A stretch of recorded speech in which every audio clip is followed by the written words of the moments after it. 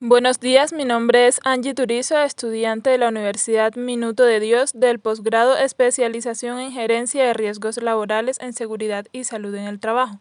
El día de hoy vamos a hablar en conjunto con mi compañera Mary Viviana, Xiomara Rosso, María Daisy Álvarez y Lilian Joana Gómez acerca de la higiene y seguridad industrial. Historia de la higiene y seguridad industrial. Durante la prehistoria encontramos indicios de actividades preventivas tales como amuletos, danzas y ritos. Estos se hacían antes de salir a caza. Se presume que de allí nace una falsa seguridad, la seguridad mágica. Estos hombres y mujeres se enfrentaban a peligros en la caza de animales y por eso debían ser muy ágiles e inteligentes para sobrevivir. Posterior a esto, se crean comunidades y roles, tales como cazadores, agricultores, guerreros, el cuidado de la familia. Ellos se enfrentan a diferentes peligros y niveles de riesgo. Ya en la ciudad de Babilonia, hacia el siglo XX a.C., se mostraba grabado en piedra el código Hammurabi, en el que se daban normas a seguir por los propietarios de animales para evitar daños a las personas por golpes. En 1250 a.C. es conocida la ley de Talión. La ley de Talión, más popularmente expresada como ojo por ojo y diente por diente, hace referencia a un antiquísimo principio de justicia en el que un daño hecho debía de recibir como respuesta un daño idéntico. Esto cambió cuando Jesucristo vino y nos enseñó a poner la otra mejilla. En el siglo II a.C., Galeno e Hipócrates realizan estudios respecto a las enfermedades que provocan algunos elementos, especialmente el plomo, que son enfermedades respiratorias. Hacia el siglo I a.C., Plinio fue el primero que hizo estudios sobre las cantidades de plomo e hizo el primer elemento de protección personal. Esto lo hizo con animales, hacían protectores respiratorios contra la inhalación de el zinc, azufre y plomo. Continuamos con la Edad Media. En el año 980 después de Cristo, los cólicos de los pintores. Se realiza un estudio sobre la relación de los cólicos saturninos, la cual hace referencia a las enfermedades crónicas causadas por el polvo de las pinturas que se manejaban en la industria de esta época. Nada más peligroso como el plomo y sus derivados. Este metal ha sido prohibido en esta época en la fabricación de gasolinas, pinturas, municiones, juguetes, pero aún así el envenenamiento por plomo se seguía produciendo. Alice Hamilton descubrió que cuando se ingiere o se inhala el polvo, el organismo no es capaz de eliminarlo, sino que se acumula en los huesos y otros tejidos. Por otro lado, la ingesta del plomo en el Imperio Romano fue bastante, ya que las tuberías para el agua potable estaban hechas de este metal y también los utensilios de cocina. Cuando se consumía el agua de esta manera, se le llamaba saturnismo hídrico. Por otro lado, continuamos con 1413, en las ordenanzas de Francia, fue cuando se realizó el documento que enjuicia el derecho por los gremios a una jornada laboral segura. Continuamos con 1473 a 1478, con Ulrich Egenfam. Fue cuando publicó en Alemania un panfleto en el que se descubren las enfermedades profesionales más comunes del momento. Este fue el primer documento impreso que se ocupa de la seguridad y fue uno de los primeros textos de la salud ocupacional. Continuamos de 1493 a 1541 con Paracelso. Él publica Morbis Metallici, donde revisan las intoxicaciones por metales padecidas por los mineros, haciendo énfasis en los problemas pulmonares. Él fue considerado el padre de la toxicología. Estudió y descubrió las características de muchas enfermedades como la sífilis y el bocio.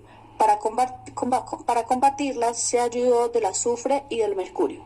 En 1556, Georgius Agricola publica el libro más completo de la descripción de los riesgos asociados con las actividades mineras. En 1700, Bernardino Ramazzini publica la obra de disertación acerca de las enfermedades que pueden afectar a todos los trabajadores. Para el año 1744, en Inglaterra, con la Revolución Industrial, nace el concepto de seguridad e higiene en el trabajo. Para 1769, James Watt patenta la máquina de vapor y con ella inicia el proceso de mecanización de los sistemas de producción y transporte. En 1778 tenemos que Carlos III en España dio el Edicto de Protección contra los Accidentes Laborales.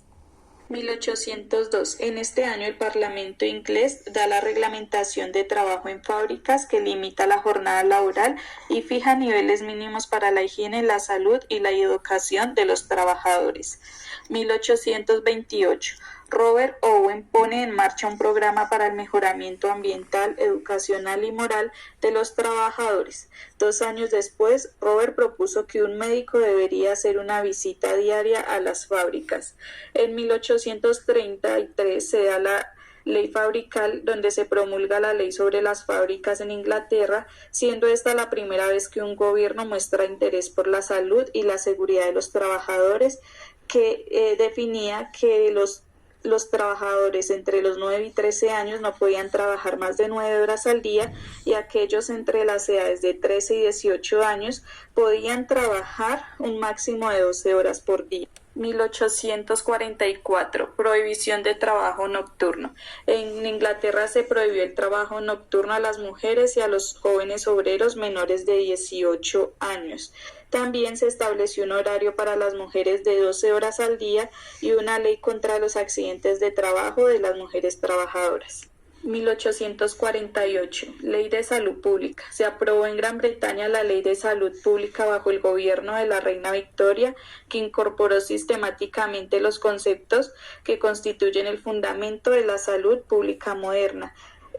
También se hizo la expedición de esta ley por parte de un profundo movimiento reformador del Estado británico que se llevó a efecto en la primera mitad del siglo XIX, que es considerada por importantes historiadores como la primera ley en el país alguno del mundo.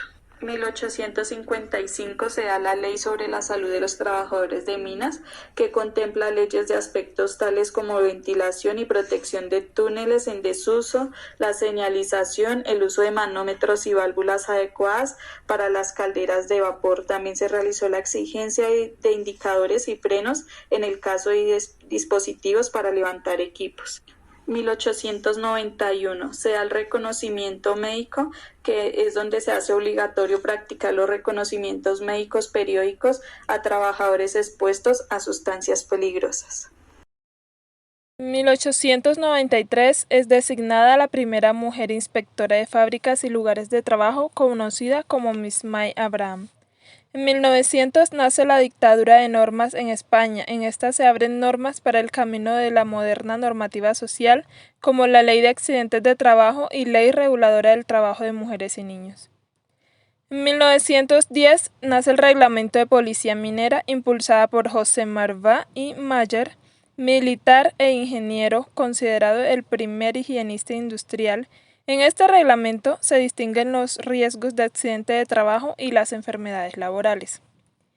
En 1944 se da la aprobación de normas sobre las funciones y composición de los comités de seguridad e higiene en el trabajo de las empresas con más de 100 trabajadores.